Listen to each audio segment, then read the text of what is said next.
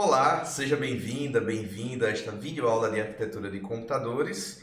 E neste vídeo a gente vai começar uma nova parte da nossa disciplina, que é quando a gente vai discutir as questões relacionadas à microarquitetura de um processador e a gente vai apresentar essa parte de microarquitetura dando uma ênfase a como fazer o controle do caminho de dados usando microprogramação. Então, neste ponto, a gente assume que cada aluno, cada aluna já sabe o básico de como o processador funciona, de como a memória funciona e também como utilizar o conjunto de instruções de um processador para poder escrever programas. E então, seguindo a nossa sequência, o próximo desafio a ser resolvido é como é que a gente pode fazer esse controle do caminho de dados para implementarmos as instruções que existem no nível da arquitetura do conjunto de instruções. E geralmente eu costumo brincar que esse é um momento meio curioso no processo de construção do conhecimento de cada aluno, de cada aluna, acerca de como funciona um computador. E aqui eu queria deixar bem claro que o que eu vou representar agora, tá? Não são pessoas, mas eu vou representar o estado desse conhecimento, pelo menos da forma como eu percebo. Após os primeiros períodos, primeiro e segundo período de curso de computação, cada aluno ele estuda os extremos, ele estuda como aprender a programar um computador e ele aprende os básicos de circuitos lógicos. Então, se a gente for seguir aquela sequência dos níveis do computador, e aqui eu vou inclusive acrescentar na sequência compiladores, já que esse é um processo de tradução muito importante, né, do nível da linguagem de resolução de problemas para o nível da linguagem assembly, a linguagem do montador, e é tão importante que ele inclusive ganha uma disciplina para isso, né, que é a construção de compiladores. Então deixa eu tentar ilustrar como é que eu acho que é o conhecimento de um aluno quando está nessa fase inicial. Então, após anos de domínio da linguagem Java no desenvolvimento de sistemas, a linguagem Python ela começou a... Caixa mágica, programa, executa, código, Windows, Linux,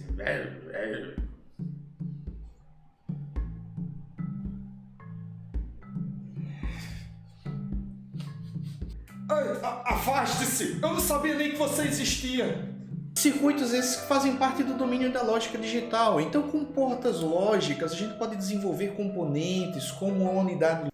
Então, tem um buraco gigante, né, entre um nível e outro. Aí esse aluno ou essa aluna chega em arquitetura de computadores, aí começa a cursar as coisas, e pelo menos se tudo saiu conforme eu estou pensando, nesse ponto da disciplina, a situação agora está... Temos uma série de padrões de projeto que objetivam facilitar o desenvolvimento de... Programa, assembly, cospe assembly, cospe. E essa é uma linguagem que é realmente próxima do hardware, então a gente tem acesso direto a registradores, Interrupção, arquivo, entrada e saída. No caso dos processadores da Intel, muitas instruções elas até permitem que a gente coloque uma referência à memória. É hardware, software? E registradores podem ser construídos com flip-flops D, que vão estar lá fazendo gravações nas transições. Então a gente pode melhorar isso ainda um pouquinho, né? Vamos tapar mais um desses buracos aí no conhecimento. Daí ainda vão ficar 2 buraquinhos, mas eventualmente eu acredito que vocês irão cursar pelo menos a disciplina de sistemas operacionais, alguns de vocês vão cursar construção de compiladores, e aí a história fica mais completa na nossa cabeça. Mas agora vamos focar no nível da microarquitetura. O que é que ele faz, para que serve, como é que ele resolve a vida dele. O nível da microarquitetura ele está localizado entre os níveis da arquitetura do conjunto de instruções e o nível da lógica digital. E o objetivo do nível da microarquitetura é implementar as instruções que são disponibilizadas no nível da arquitetura do conjunto de instruções.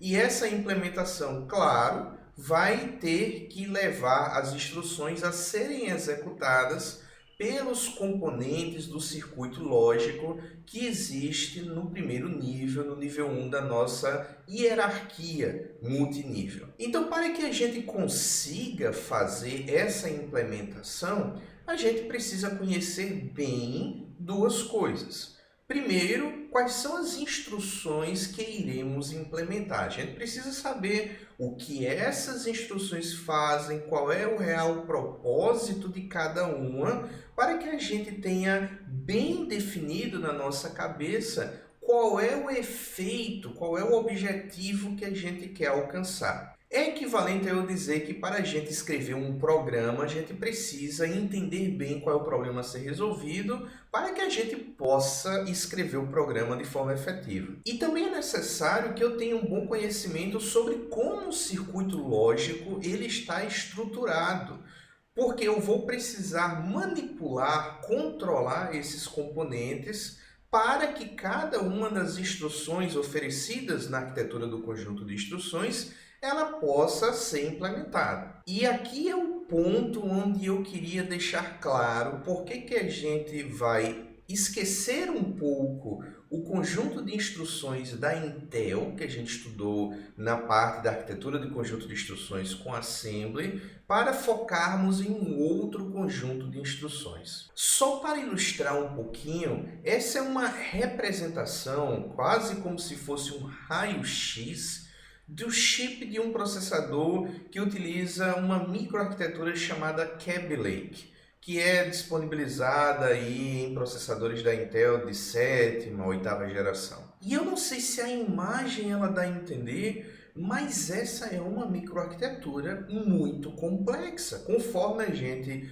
esperaria de um processador disponível comercialmente e que sofreu já evoluções ao longo de décadas. A gente consegue entender um pouco melhor essa figura se a gente coloca uma superposição mostrando os principais componentes, né? Então a gente vê que esse é um processador que tem 4 núcleos, ele tem aqui a parte de controle de dispositivos de entrada e saída, de exibição na tela, controle do acesso à memória, tem uma grande área aqui para gráficos integrados e mídia de uma forma geral, então processamento de áudio e vídeo, que esse processador ele possui a capacidade de fazer esse processamento de forma integrada ao processador.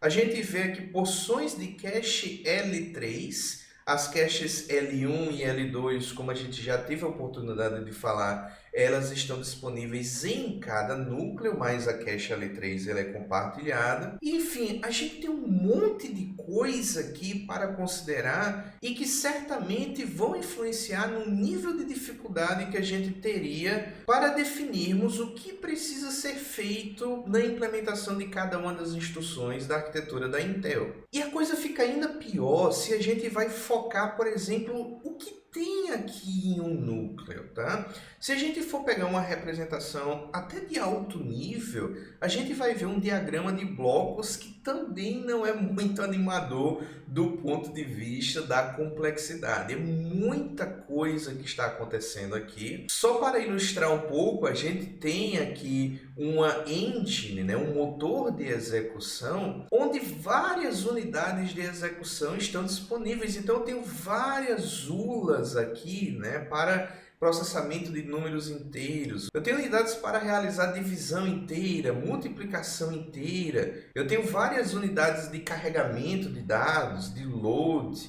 unidades de branch. Então tudo isso precisa ser controlado de forma harmoniosa para podermos executar em instruções de forma eficiente e que a gente vai ter disponível ali na nossa arquitetura do conjunto de instruções. Então isso não é simples, isso aqui não seria uma forma didática da gente apresentar pela primeira vez os desafios e objetivos do nível da microarquitetura. Então, por esse motivo, a gente não vai estudar a implementação da arquitetura do conjunto de instruções da Intel. A gente também vai ter uma mudança de livro-texto. A gente estava mais apoiado no livro de organização de computadores do autor Tenenbaum. Agora a gente vai começar a focar mais no livro de organização de computadores do Patterson e do Hennessy, que apresentam essa questão da microarquitetura no contexto de processadores MIPS. Então a gente vai utilizar essa outra arquitetura de processadores que tem o seu próprio conjunto de instruções, porque ela é mais simples, ela é mais fiel ao princípio de construção RISC. Então isso torna as instruções mais simples, o caminho de dados mais simples e, no fim das contas, um cenário mais viável para a gente aprender microarquitetura. E a gente também já falou antes sobre microprogramação.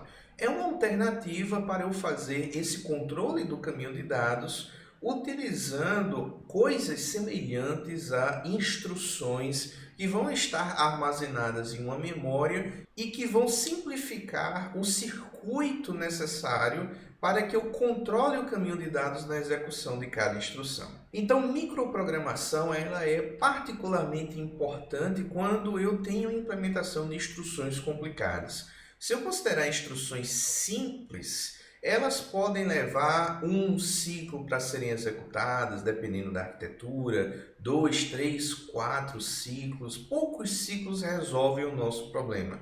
Agora, instruções mais complicadas podem consumir 100 ciclos ou mais. Lembrando aqui que ciclos que eu estou falando são ciclos de relógio, tá? Se eu estou trabalhando em um computador cujo clock do processador é de 3 GHz, então significa que eu tenho 3 bilhões de ciclos por segundo. É desses ciclos que eu estou falando aqui. E o que é feito em cada ciclo? Bom, são partes da execução de uma instrução, como por exemplo, localizar operandos na memória, ler operandos, armazenar o resultado de volta na memória, fazer com que a ULA realize uma determinada operação sobre conjuntos de dados. Esse tipo de coisa é o que a gente faz em cada ciclo e a gente vai passando de ciclo em ciclo até que toda a instrução tenha sido executada e a gente possa partir para a próxima instrução. E quando a gente utiliza microprogramação, então, por exemplo, adicionar novas instruções se torna uma tarefa mais simples, considerando que essas novas instruções não demandarão modificações no caminho de dados. A gente possa aproveitar o mesmo caminho de dados, a gente só precise controlar esse caminho de dados de uma forma um pouco diferente. Bom, esse um pouco diferente é somente eu alterar o conteúdo da memória que contém o meu microprograma responsável por realizar o meu controle. Então é muito semelhante a como a gente faz com programação. Se eu quero mudar a forma como o computador se comporta em um programa, então eu modifico o programa, eu modifico o conteúdo que está armazenado na memória e a partir daí o computador ele vai realizar uma função diferente. Eu estou trazendo então esse princípio, essa ideia para o mundo do controle do caminho de dados. E aí alguns termos aparecem, tá? A gente tem a ideia de microinstruções, que foi um termo criado para não confundirmos com instruções. Então agora eu vou tentar ser bastante preciso nas aulas. Quando eu estiver falando de instruções, eu estou falando das instruções da arquitetura do conjunto de instruções e seus equivalentes no nível da linguagem do montador do assembly. Então essas instruções são as instruções utilizadas por programadores e programadoras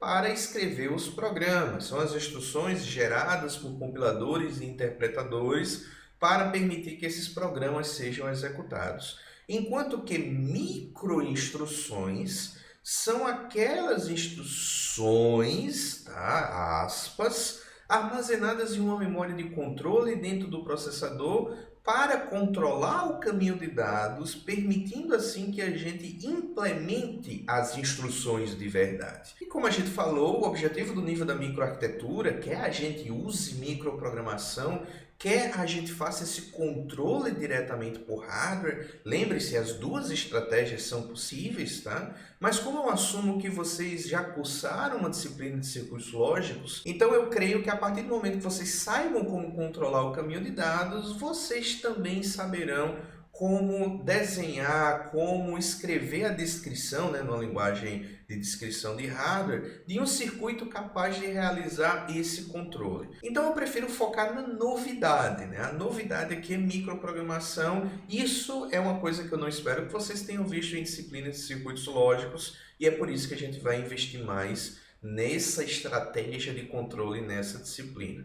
E a função do controle é implementar as instruções do nível ISA, como a gente já falou. Agora, a forma da gente implementar é uma coisa que depende muito de processador para processador. Processadores diferentes possuem circuitos lógicos diferentes e arquiteturas de conjuntos de instruções diferentes.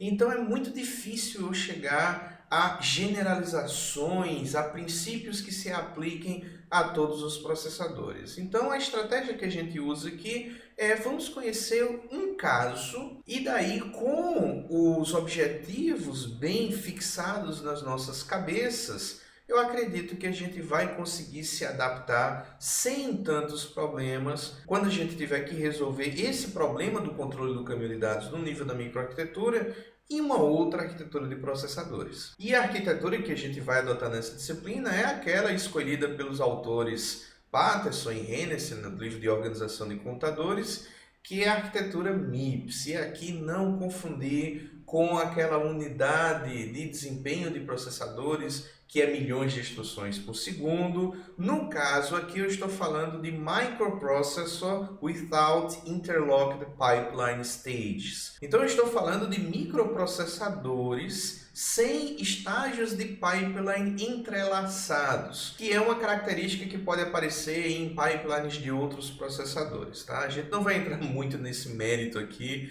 do que seriam os pipelines entrelaçados, isso ficaria para uma disciplina mais avançada da arquitetura de computadores, mas basta a gente entender que essa é uma arquitetura de computadores lá do princípio de construção RISC. Então, se a gente considerar a arquitetura de 32 bits do MIPS, a gente vai encontrar instruções que vão precisar de um ciclo a mais de 20 ciclos para serem implementadas, e isso, inclusive, já justificaria o uso de microprogramação se a gente realmente estiver interessado em simplificar a lógica digital destinada para o controle desse caminho de dados. E nessa disciplina, a gente vai considerar apenas um subconjunto, uma quantidade bem pequena de instruções desse processador para que a gente entenda como implementar essas instruções. Se a gente quisesse, a gente poderia inclusive escrever alguns programas minimamente úteis com essas instruções, então vai ser um conjunto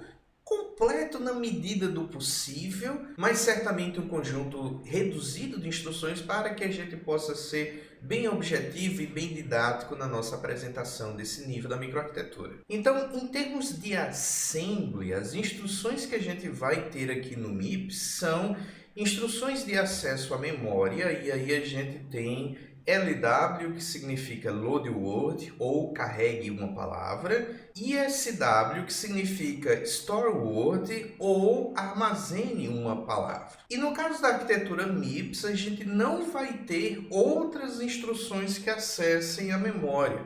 Ela vai seguir bem direitinho aquele princípio lá do RISC, que só instruções Load Word e Store Word elas acessam a memória, o que já é diferente da arquitetura que a gente vê na Intel, onde a gente tem N instruções podendo fazer uma referência à memória. A forma de se referir aos registradores também são diferentes. Ao invés de termos, por exemplo, EAX, EBX, ECX, EDX, a gente tem registradores de T0 a T9, e registradores de S0 a S7. Então a gente tem esse conjunto aí de 18 registradores de propósito geral para utilizarmos em nossos programas em uma arquitetura MIPS. E a diferença principal entre os registradores T e os registradores S é que na convenção de chamada de funções, lembrem disso lá do nível do conjunto de instruções e do assembly, a convenção diz que registradores T, eles não precisam ser preservados pelas funções. enquanto que os registradores S, e o S inclusive vem de saved, tá? Enquanto que o T vem de temporary, esses registradores saved, eles precisam ser preservados. Então, quando a gente implementa funções, se a nossa função precisar utilizar registradores de S0 a S7, então esses valores precisam ser temporariamente armazenados na memória, precisam ser salvos, e precisam ser recuperados antes do retorno, porque a convenção diz que o conteúdo de registradores S precisa ser preservado. E essas instruções LW e SW, elas possuem 3 parâmetros. No caso de LW, por exemplo, a gente tem um registrador de destino e em seguida a gente tem uma posição de memória expressa por 2 operandos. É sempre um registrador contendo o endereço base e um deslocamento informado como um operando imediato nessa instrução. Então, por exemplo, essa instrução aqui significa isso que eu coloquei no comentário. O registrador T0 vai receber o conteúdo na memória, índice, endereço armazenado em T1, somado com 4, onde esse 4 é o deslocamento, tá? Ou seja, eu vou pegar o endereço em T1 e somar 4 bytes, serão 4 bytes além desse endereço de T1 que eu considero como meu endereço base.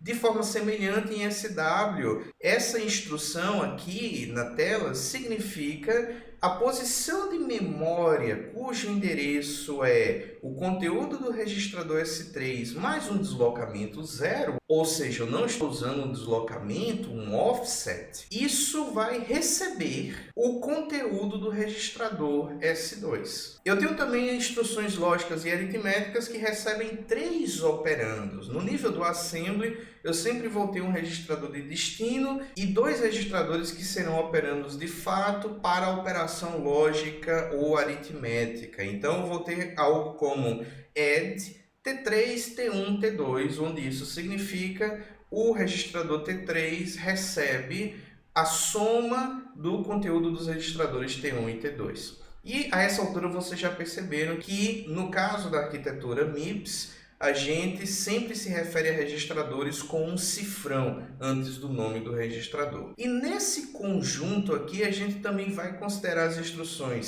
sub, and, or e SLT. Todas essas instruções terão esse mesmo formato de 3 registradores, um registrador de destino e 2 registradores de operandos de fato. E a única instrução que é mais diferente para a gente aqui é a instrução SLT, que significa set on less than, e essa instrução ela coloca no registrador de destino 1 se o primeiro operando for menor do que o segundo. Do contrário, ela vai escrever 0 no registrador de destino. Então é uma instrução que foi feita para que a gente consiga implementar operações relacionais, menor que e por aí vai. E por fim, eu tenho 2 instruções de desvio. Uma de desvio condicional, que é o back, que significa branch if equal, ou desvie se o resultado de uma comparação for igual. Não confundir com outros backs da vida, tá, gente? Esse back aqui é branch if equal. O formato é, a gente informa 2 registradores e um imediato, e o significado é, eu vou comparar o conteúdo dos 2 registradores e se eles forem iguais, então eu vou desviar para a instrução numerada aqui no meu imediato, considerando como endereço base o endereço que está no registrador PC, que é o contador de programa. Então, por exemplo, nesse caso aqui, se o conteúdo de T1 for igual ao conteúdo de T2, então eu vou desviar para a 4ª instrução. Não é o 4º byte, é a 4ª instrução, após a instrução que está sendo apontada nesse momento pelo registrador PC. Então essa é uma instrução de desvio condicional. Eu também tenho uma instrução de desvio incondicional, que é a instrução J, onde esse J aí vem de jump, e o formato dela é muito simples, é um J e um imediato, onde esse imediato é o número da instrução para onde eu devo desviar de forma incondicional. Então, eu não tenho que avaliar nenhuma condição, eu simplesmente salto para aquela instrução. De novo, isso aqui não é um endereço de 1 byte, mas isso aqui é um endereço de uma instrução, e numa arquitetura de 32 bits, cada instrução vai ter 4 bytes. Então a instrução 0 ela está no byte 0, enquanto que a instrução 1 está no byte 4, a instrução 2 está no byte 8 e por aí vai. E uma forma muito interessante da gente especificar o controle de um caminho de dados é a gente utilizar máquinas de estados finitos. Isso vai ser verdade quer a gente utilize microprogramação ou quer a gente controle o caminho de dados diretamente por hardware. E cada estado ele vai conter valor de registradores e de sinais de controle que vão identificar uma situação na qual o processador, o caminho de dados, ele vai se encontrar em um dado momento. Então a gente vai navegando de estado por estado, dependendo das entradas que a gente for recebendo, a gente vai passando para estados diferentes e cada estado ele vai produzir uma saída. E a gente sabe que existe aquela questão de uma máquina de Milne, uma máquina de Moore. Aqui eu vou começar representando as coisas como uma máquina de Moore, mas vamos lembrar que essas representações elas são equivalentes, eu sempre posso transformar uma máquina na outra, tá? Então essa questão não vai ser tão relevante para a gente aqui na especificação desse controle. E aí cada função de transição vai mudar no mínimo uma das variáveis que vai formar um estado, tá? Então, por exemplo,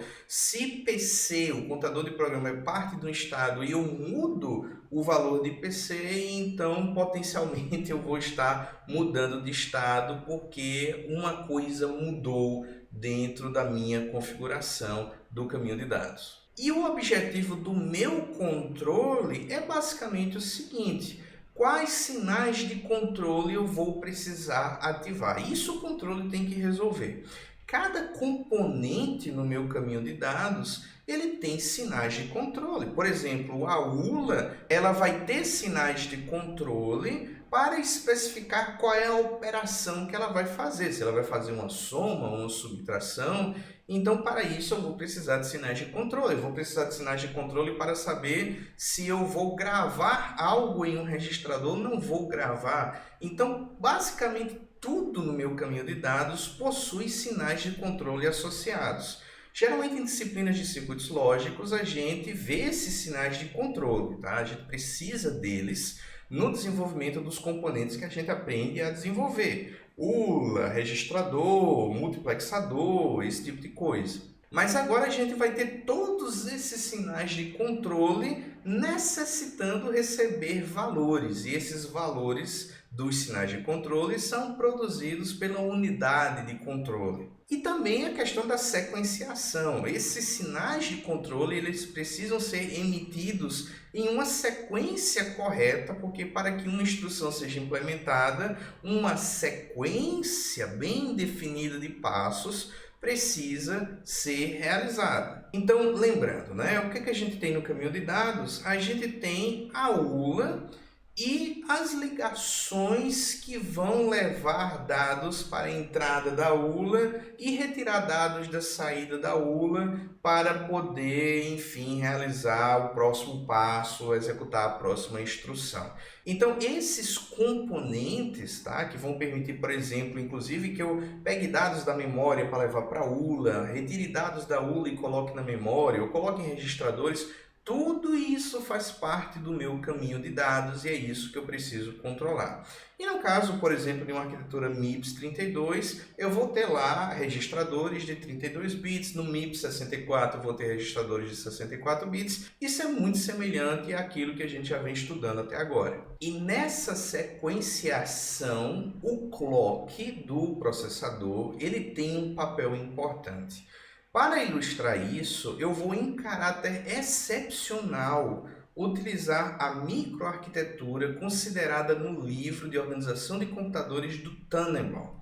Lá ele não utiliza MIPS, ele utiliza a máquina virtual Java, considerando um subconjunto de instruções para operar sobre números inteiros, como exemplo de um caminho de dados que ele vai precisar controlar. E aí esse autor ele mostra como é feito esse controle considerando essa IJVM, né? Onde o I significa integer e JVM significa Java Virtual Machine. Então essa é a organização de um caminho de dados nessa IJVM. Então eu vou apresentar muito brevemente o que são esses componentes só para a gente entender como é que o clock ele vai agir aqui, como é que funciona a questão da temporização do caminho de dados. Mas a gente não vai entrar em muitos detalhes, porque no fim das contas, nessa parte da disciplina, a microarquitetura que a gente vai considerar é a dos processadores MIPS. Mas nesse caminho de dados a gente tem uma ULA, que ela é capaz de fazer 4 operações básicas e ela possui 6 sinais de controle. Sempre que eu tenho uma setinha com esse tracinho aqui atravessando, significa que na verdade era para eu ter 6 setas, mas por uma questão de não poluir a imagem, então eu represento ela com esse número 6 aqui, onde esses sinais de controle são F0 e F1 que definem o que a ULA vai fazer. Eu disse que a ULA faz 4 operações, então 00 é a operação 1, 01 é a operação 2, 10 é a operação 3, 11 é a operação 4. Eu tenho sinais de controle para habilitar a entrada A da ULA, habilitar a entrada B da ULA. Eu tenho a possibilidade de inverter o conteúdo da entrada A e eu também tenho a possibilidade de forçar um incremento na saída da ULA, ou seja lá o que a ULA produzir, vai ser incrementado em 1. Conectada à saída da ULA, eu tenho um deslocador com 2 sinais de controle e esse deslocador ele pode fazer deslocamento lógico para a esquerda e deslocamento aritmético para a direita, dependendo do valor desses sinais de controle. Vale destacar também que a ULA ela produz 2 flags, uma N para informar que um resultado produziu um número negativo e uma Z para informar que a ULA produziu um valor 0. A gente sabe que isso é importante, por exemplo, quando a gente está implementando instruções de desvio condicional. E esses outros retângulos aqui, eles são registradores, tá? Então, fazendo uma apresentação bem breve, o MAR Memory Address Register ele armazena endereços de dados na memória, enquanto que o MDR, que é o Memory Data Register, ele armazena dados vindos da memória ou indo para a memória. E é por isso que a gente tem essa seta indo para o além aqui, o que tem no além aqui é a memória. Então eu tenho 4 registradores que se comunicam com a memória. Em termos de dados, são esses 2 registradores, o MAR e o MDR, que são relevantes aqui na história. Eu tenho também o PC, que é o meu contador de programa, que aponta para a próxima instrução, e o MBR, que é o Memory Buffer Register, ele é um registrador que é utilizado para armazenar instruções. E esse é um registrador especial porque ele pode ser lido como um registrador de 8 bits. Aqui na JVM, lembremos que utilizamos bytecode, então as instruções possuem 8 bits, mas ele também pode ser acessado como um registrador de 32 bits em algumas situações. E é aqui onde eu explico essas setinhas, tá? Nesses registradores. Isso aqui também são sinais de controle. A setinha preta significa habilitar o registrador para escrita, enquanto que a setinha azul significa habilitar o registrador para leitura. E no caso do MBR, eu nunca escrevo nele no sentido de que ele nunca vai receber dados vindo desse barramento C aqui, que é o barramento da saída da ULA, mas ele só recebe dados da memória. Então eu não preciso de um sinal de controle para habilitar a escrita aqui, já que a comunicação dele só é da memória, mas eu tenho 2 sinais de controle para informar se eu quero habilitar ele como uma leitura de 8 bits ou como uma leitura de 32 bits, por exemplo, em uma arquitetura de 32 bits. Então vocês estão vendo que a gente já falou de vários sinais de controle que vão precisar ser definidos pela unidade de controle do processador. Então, para cada ciclo, eu vou precisar dizer qual é o valor de cada um desses 6 sinais de controle da ULA, quais são os valores desses 2 sinais de controle do deslocador, quais são os valores desses sinais de controle dos registradores e por aí vai. Bom, eu tenho também mais esses 3 registradores que relacionam-se à pilha de execução, e a pilha é muito importante aqui no caso da IJVM. As instruções elas são essencialmente baseadas em pilha, em sua imensa maioria. E eu tenho o registrador SP, Stack Pointer, que aponta para o topo da pilha. Eu tenho o registrador LV, que significa Local Variables, que aponta para a base da pilha, ou a base do quadro de variáveis locais. E eu tenho um registrador chamado TOS, de Top of Stack, que contém o valor no topo da pilha. Então, isso aqui não é um endereço, no caso do TOS, é o próprio valor que se encontra no topo da pilha. E por fim, eu tenho CPP, Constant Pool Pointer, que é um registrador que aponta para a área de memória onde eu armazeno constantes, strings, esse tipo de coisa. Eu tenho um registrador chamado OPC, que armazena endereços de instruções, por exemplo, para onde eu possa desviar. E eu tenho um registrador H, que é o holder, que é o registrador que eu utilizo sempre para alimentar a primeira entrada da ULA. Então esse registrador H, e notem que ele é sempre lido, tá? Ele está sempre habilitado para leitura. O único sinal de controle que ele vai ter é o preto aqui, que vai dizer se ele deve receber algo que está trafegando pelo barramento C ou não. E aí notem, né? Eu tenho um barramento A, que liga o H à primeira entrada da ULA. Eu tenho um barramento B, que liga o conteúdo de diversos outros registradores para a segunda entrada da ULA. E eu tenho o barramento C, que leva dados da saída da ULA e do deslocador para uma série de registradores no meu caminho de dados. Então, se eu representar aqui os ciclos de relógio, cada pulso ele vai marcar o início de um ciclo ou o fim de um ciclo. E para isso a gente estabelece convenções, a gente estabelece um regime de relógio, né? E no nosso caso aqui, a nossa convenção é: o ciclo ele começa na borda descendente do relógio, quando os sinais de controle associados ao que aquele ciclo deve fazer, ao que o caminho de dados deve fazer naquele ciclo, eles começam a ser propagados, e o ciclo termina na borda ascendente, que é quando os registradores que vão receber os dados produzidos por aquele ciclo, eles serão ativados para escrita. E a gente já viu que, por exemplo, registradores eles podem ser construídos com flip-flops. Flip-flops eles são ativados nas bordas do relógio, e isso faz todo sentido do mundo. Eu defini que essa escrita aí, o ciclo como um todo, ele termina numa borda ascendente, por exemplo. Mas aí um ciclo ele pode ser dividido em subciclos, porque a gente espera uma sequência de coisas que aconteça em cada ciclo. Por exemplo, no início de um ciclo, os sinais de controle eles serão propagados para os componentes que eles controlam. Então, a unidade de controle ela vai definir, por exemplo, sinal de controle X vai receber um valor 0, sinal de controle Y vai receber um valor 1, e esses sinais eles vão precisar de um tempo para serem propagados. Eles não vão chegar ao seu destino de forma instantânea. Tudo bem que essa propagação é muito rápida, os sinais eles vão se propagar aproximadamente ali na velocidade da luz em um fio de cobre, mas esse tempo não é zero. Então, eu vou considerar o tempo da propagação desses valores dos sinais de controle como sendo ΔW.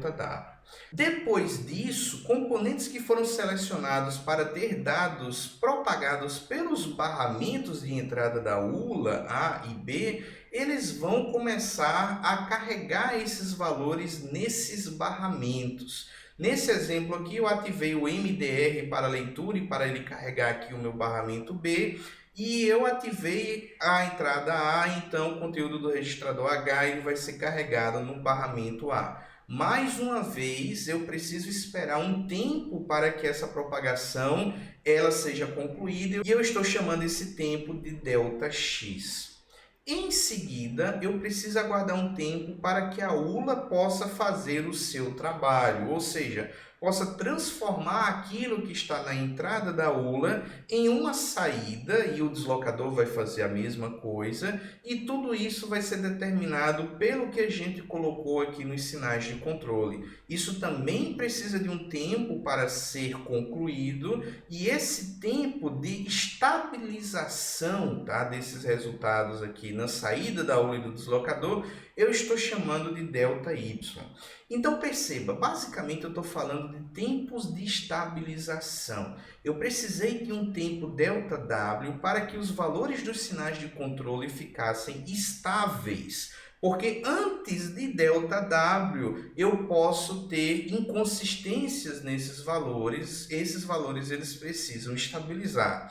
Depois eu precisei aguardar um tempo ΔX para que o conteúdo nos barramentos fosse estabilizado e eu precisei aguardar um tempo ΔY para que a saída da ULA e do deslocador elas fossem estabilizadas. E por fim eu preciso aguardar um tempo ΔZ para que aquilo produzido pela ULA e pelo deslocador seja estabilizado no barramento C e fique pronto para ser colocado em um registrador no final do ciclo, quando eu chegar aqui na minha borda ascendente. Então, do que eu estou falando aqui? Eu estou falando que não existe um momento no meu ciclo que eu, por exemplo, digo, ULA, ligue, tá? Comece a funcionar. Isso não existe. A ULA está funcionando o tempo todo. A questão é, o que a ULA produziu é utilizável ou não é utilizável? É lixo ou é um valor estabilizado? E é por isso que eu estou definindo esses tempos aqui. É para garantir que eu só posso considerar um dado confiável na saída da ULA quando eu esperar, no mínimo, ΔW mais ΔX mais ΔY. E essa informação é importante, inclusive, para eu definir a velocidade do clock. Eu não posso sair acelerando o clock indefinidamente, porque isso vai fazer com que esses pulsos se aproximem um do outro e o tempo entre um e outro pulso pode não ser suficiente para acomodar esse ΔW, ΔX, ΔY e ΔZ. E esses tempos eles têm a ver com a velocidade de propagação, o tamanho do barramento, a tecnologia utilizada para implementar portas lógicas, e uma série de coisas interferem nesse tempo aqui, mas o fato é que a gente precisa levar esse tempo em consideração. E como a gente falou, esses subciclos eles são mais bem entendidos se pensarmos nele como sendo implícitos. Ou seja, não existe uma espécie de um clock auxiliar que diga agora começou ΔW, agora começou ΔX. Tudo isso vai acontecendo de forma implícita. Então, por exemplo, como eu falei, as entradas da ULA elas são lixo até que ΔW mais ΔX eles se concretizem, enquanto que a carga dos registradores só pode acontecer quando ΔW, X, Y e Z forem respeitados. Do contrário, eu vou arriscar escrever lixo nos meus registradores. E com isso a gente encerra essa primeira parte, tá, de microarquitetura e microprogramação. A gente continua esse assunto nas próximas videoaulas. Em caso de dúvidas, não hesitem em nos procurar, a gente vai fazer o nosso melhor para responder. E no mais, bons estudos e até a próxima. Tchau, tchau.